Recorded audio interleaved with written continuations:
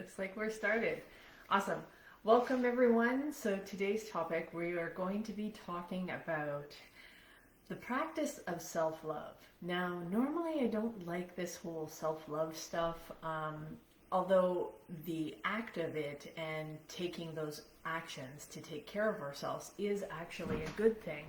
I don't like a lot of focus on the whole self-love, because I think a lot of times people think it's like, oh, I took myself out to get my nails done, that's self-love, and oh, I did this for myself, and that's self-love, which is good, but that's not what we're going to be talking about. We're going to be diving in of when self-love actually counts, when it actually matters, and being able to understand that and what that looks like.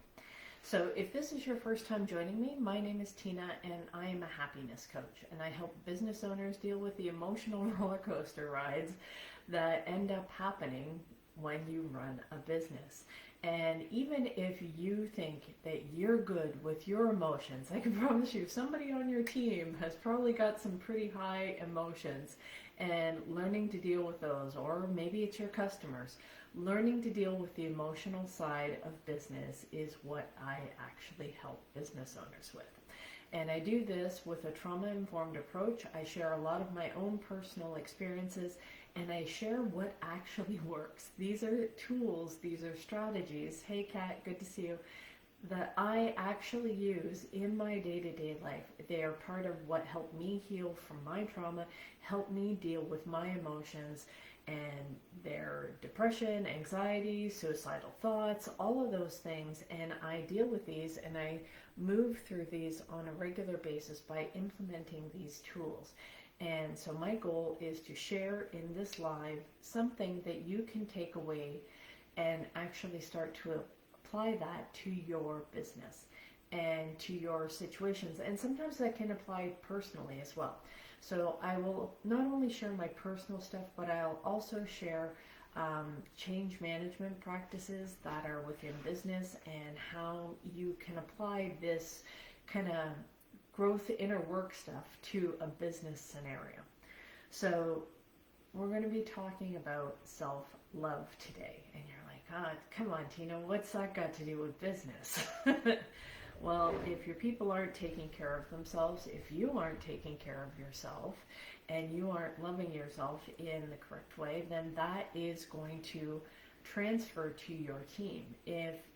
And how this plays out in a business kind of situation is if you will not give yourself a break. You're highly critical of yourself, you're a perfectionist, you are extremely rigid in your views and how you think things should be done, then you're going to transfer those beliefs, even if you're not seeing them outwardly. If you're doing them internally, they will start to come out, and you will project that emotion or suppression of emotion onto your team. And this is a concept called tanking. So if you imagine you have two people, whether that's you and your teammate, you and your spouse, whatever it is, like, so you have this tube that's connects you at the bottom. So if one person represses their fear, what ends up happening, it's like, imagine that's water in a tank and it's pushing down and it goes through that pipe on the bottom and it pushes the fear levels up on the other side. And so this is called tanking. So what ends up happening is the other people start expressing all of your repressed emotions.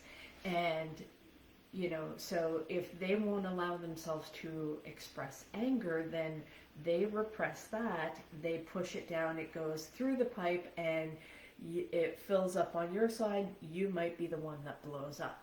So there's this whole tanking concept that happens between people, and this also happens in a business environment as well, especially if you work long, hard hours and you have a team that keeps up with you, that you're going to have more of a relationship dynamic that's happening in the business. You're spending more time with your business partners, your business associates, versus your actual family. So learning to understand these principles and apply them in your personal life and in your business life is what is going to help you. So when we repress our emotions, when we are not paying attention to them, then we have this whole tanking situation that happens. And so when we're looking at self-love and self-care, it's easy when everything is going great. It's like, oh, I'm going to reward myself. I'm going to do the thing that I wasn't able to do. I'm going to treat myself to a massage. I'm going to, get myself a new car, whatever it is that you're thinking, oh, this is a good symbol of self-love. But that's not where it really matters. And especially if you're doing any type of healing work, one of the things that will end up coming up is you're going to have to look at your past. And so if we're looking at this in like a business sense, you're going to have to look at what happened that caused some of the problems that, are creating the challenges that you're dealing with today. And you're going to have to dig into that and really understand what's going on, which requires a high level of accountability, taking ownership of this stuff, and acknowledging our own mistakes. Because if we don't, if we continue to be in denial about the part we play in our own misery, whether that's personal or professional, then we will end up not being able to get to the root cause of the problem, and that problem will resurface over and over and over again. So being able to truly understand this on an internal level personally, and then being able to apply that in your professional life. So it's not So when we're going back and we're looking at, well, what went wrong? So I'll talk about a business example. I was handed over an account where there was a bunch of things that were wrong. There was a lot of outstanding invoices, and I was called in to take a look and see what's going on and see if I can help with the collections and getting the stuff corrected, right? And getting the over 90 days outstandings under control, right? Because there were well over $1 million of outstanding revenue that we hadn't yet collected. And so I went in and I started looking at the stuff, and I noticed they had a bunch of manual processes, and there was no structure, and they just kind of winged it. And so because of that, what ended up happening is there was a ton of duplicates, triplicate, and sometimes quadruple billing of the same shipment that moved. And so for those of you that don't know, I was in transport and logistics, so if I start slipping into that kind of lingo, you know why. So in going through this, I had to deal with a lot of emotions from the people that were handling it. Some got defensive, some felt shame, some were confused. It's like, nobody was taking ownership. It's like, well, nobody told me. That's the way I was told to do it. And so you will end up having to deal with a ton of emotions, even if you are an emotional master whiz, right? You will have to deal with the emotions of others, and being able to successfully negotiate and transform these emotions into something that is beneficial, that works with you, is going to speed up your success, speed up your progress. And so in going through this, I had to deal with all of the emotions of the individuals that I was working with in the team, and they all had varied emotions. Had to keep my emotions under control and check, and then correct the issue, put in the structures that were necessary, and I did those things. And then, of course, even with all of those good works, it ended up blowing up because of being unaware of some things that I needed to communicate. So those were some hard lessons learned. But when you're going through and you're digging through this stuff, and we had to take accountability, we had to take ownership of the fact that we ran this like a gong show.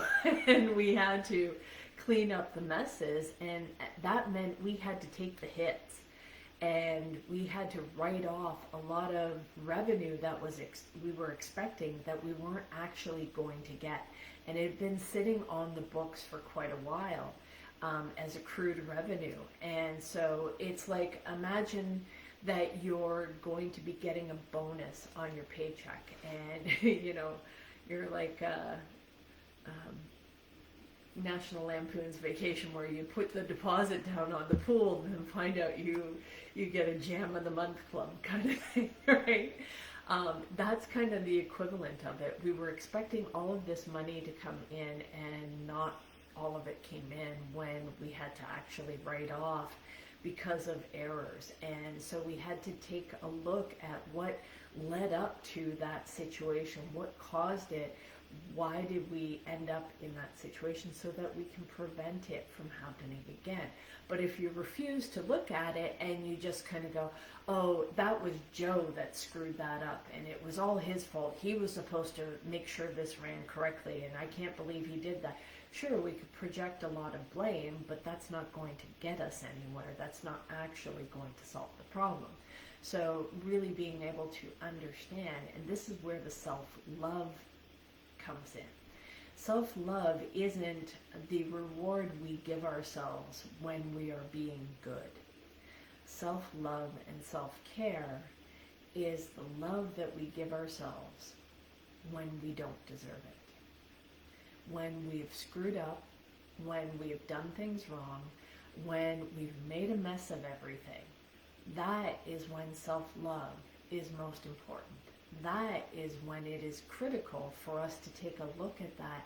Can we give ourselves compassion in that moment? Can we give ourselves understanding? Can we give ourselves a second chance, a third chance, a fourth chance?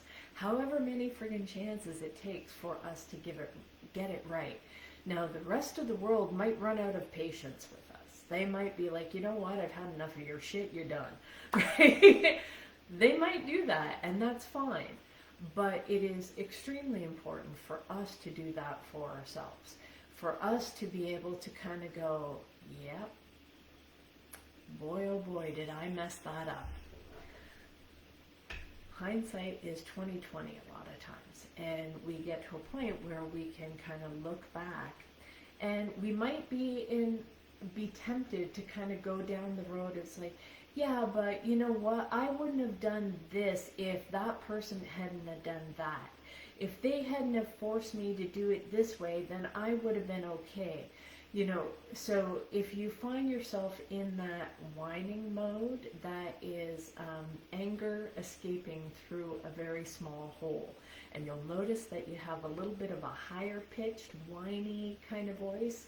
When you are in that state, know that you are in it's anger that you're expressing. And that anger, what you're doing is you're trying to project that outward rather than taking that on and owning it and accepting it and going, you know what, maybe they did have a part to play in it, but at the same time, I knew these things were wrong and I did these things anyway. So when I take that ownership, when I take that accountability, that is an act of self-love, because the only time that you can take that on is because you have some sort of level of forgiveness and love and understanding and compassion for yourself. Because if not, what you end up doing is you'll take that and you'll beat yourself up for it. You'll tell yourself a piece of shit, you can't do anything right, blah, blah, blah. And all that will do is continue to perpetuate the situation where you're going to continue that negative bad behavior, and you're going to build a belief that, oh, I can't do anything right. Oh, I always mess this up.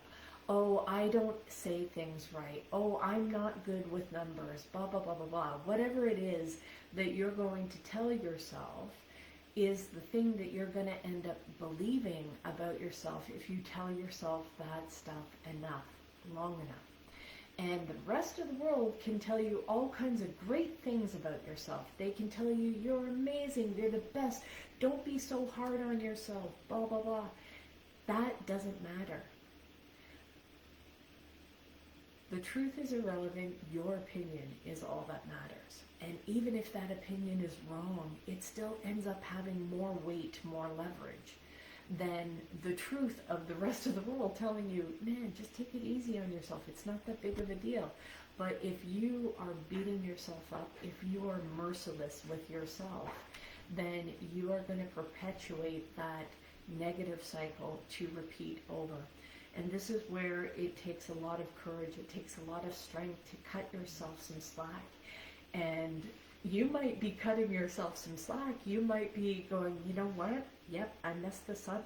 I'm going to make it right. I'm going to do the right thing. We take ownership of it. Because when we take that full ownership, if you're a good person, you're going to want to correct it. You're going to want to do the right thing. You're going to not stay in that denial state of, oh, well, it's not my fault. Because if it's not my fault, then it's somebody else's problem to correct. But when we take ownership of it, we take ownership of our part, not everybody else's behavior, but our part, and we change those things. We focus on that, and we focus on giving ourselves the confidence, the encouragement, the belief. We build that belief that we can do this, we can make things right. When we focus on those things, that is acts of self-love, not spa days. Although having a spa day and all that kind of stuff is great.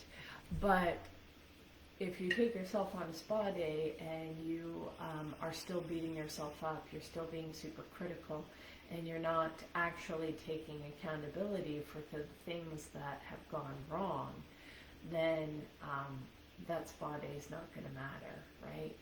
So the real self-love comes from taking that ownership and making things right within ourselves and being kind, being compassionate, being caring about ourselves as we take ownership, instead of beating ourselves up for making the mistake, going, you know what, I'm proud of you for cleaning up this mess.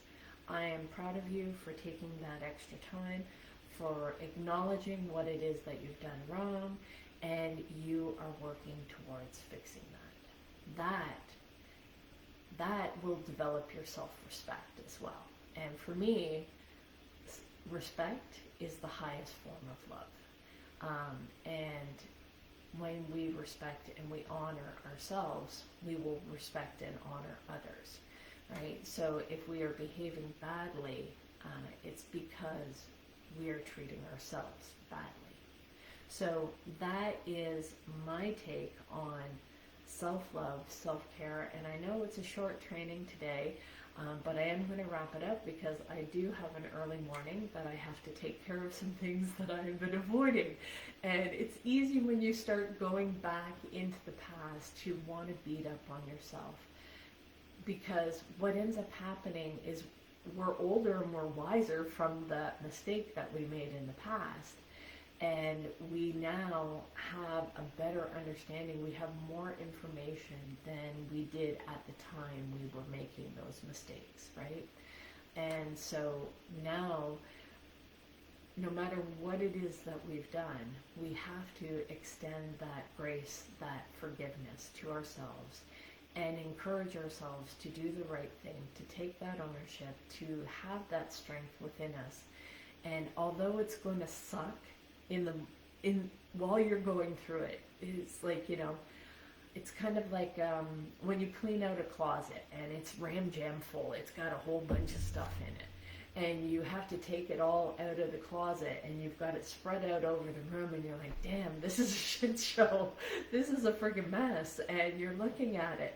What I want you to do is actually sit with that pain, really sit with that discomfort, because that will be the thing. Even though you're doing the right thing, you're not beating yourself up, you're giving yourself encouragement, but sit with that pain, sit with that discomfort, so that you can tap into that and leverage that as a way to prevent you from making those same stupid mistakes again, right? Because I'm sure we're going to get tempted. We're going to do that thing again, and we'll be like, oh, no, the last time when I took full accountability, when I took full ownership of this and I cleaned this up, I don't want to do that again, so I'm not going to go down that road. So it really prevents you from doing that.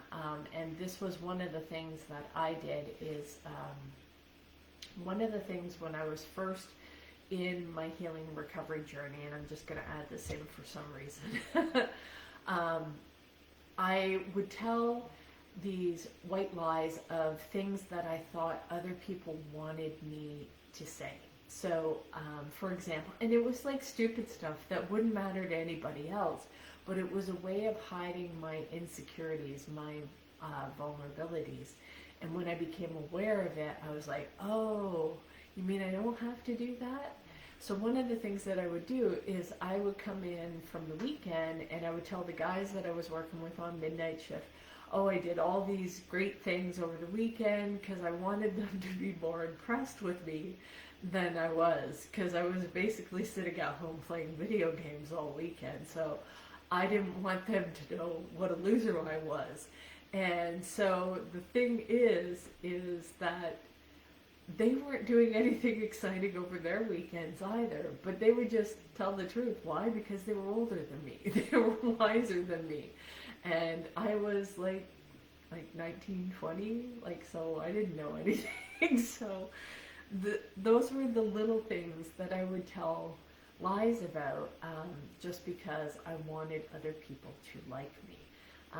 And it was because their validation, their approval of me meant more, because I didn't know how to do that for myself. I didn't know how to love myself at that time.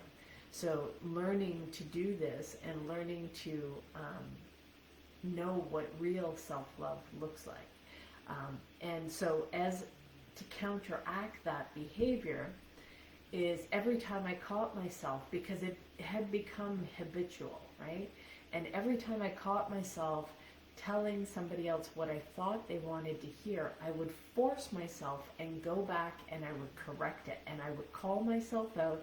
I would say, well, no, that's not exactly true. I know I said this, but what I really meant was this, and I would tell the truth. And oh man, after doing that a couple of times, I'm just like, no, I just tell the truth now, or I shut up. Those are the only options. And the funny thing is not everybody can handle that truth. And I'm very, very honest and transparent as much as I can, as my awareness allows me to be. And when I catch myself not being fully transparent, then I will force myself to open up once it becomes something that I'm aware of, and I'm like, oh, okay. Once you shift out of denial, which is don't even know I'm lying, and maybe we're telling somebody, oh, everything's okay, everything's good, it doesn't bother me, and it's like, oh shit, this does bother me a lot, and now I have to say something, right? So that is how you speak up, how you practice self-care for yourself, is by fully taking that accountability, fully owning our part of the situation and fixing that and correcting that and working towards it, recognizing it and cutting off those patterns of when you see that popping back up again, and forcing yourself to do the right thing, right? Because it's no different than you would be if this is like a reparenting thing, right? You know, if you catch your kid lying about something, right? You don't just beat them up and scream and yell at them.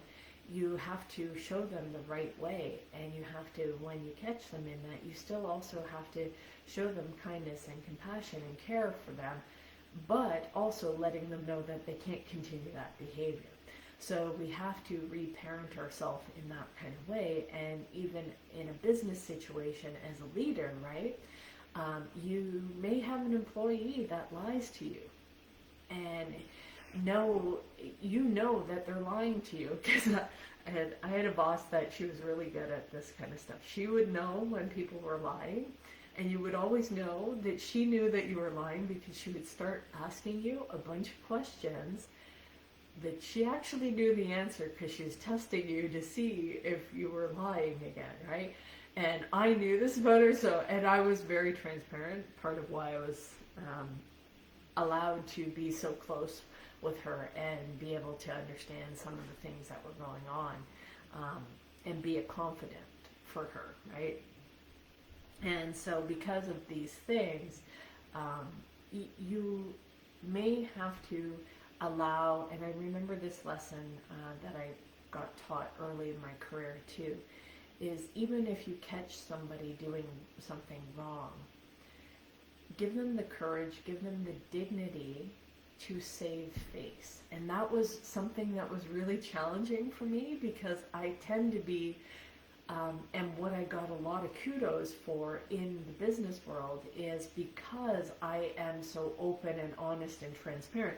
Apparently it's quite refreshing in business because most people aren't. So it was my secret sauce of being really open, honest, and transparent, so that people could really trust that what I said was what I meant. And although I made mistakes, having somebody that they could trust was something that was extremely valuable. And so, but it's equal opportunities across the board. I will be open and honest, even if you're upwards in the chain. And so some people don't take kindly to that, and I don't mean any disrespect or any disrespect. Hey, my crush texted me, how was your day at 11 p.m.? What does it mean? I think your crush wants to know how your day was. That's how I think that goes. Would you agree? Did you text them back? I'm really happy that you're hearing from your crush. That late? Well, if they texted you, text them back. Definitely. Definitely. Even if that's just to say, I want to talk to you tomorrow, but I'm going to bed right now. All right. So, guys, that is the training today. If you jumped in late and you want to catch the replay, please go to my YouTube channel, Coach Tina B 125. Click on subscribe, and you'll get notified when I've uploaded the replay to the YouTube channel. So, guys, I hope that was helpful, and hope that gives you a different perspective on self-love, and it's not all this, cutesy little, fun stuff, although it can be. That is not the real self-love, the stuff where you can actually cultivate that self-respect. So, guys, with that, I'm going to sign off. I'm going to get to bed early, late, but earlier than I have been. So, have a great night, and we'll talk to you tomorrow. Have fun texting your crush, Papillon. Take care. Bye.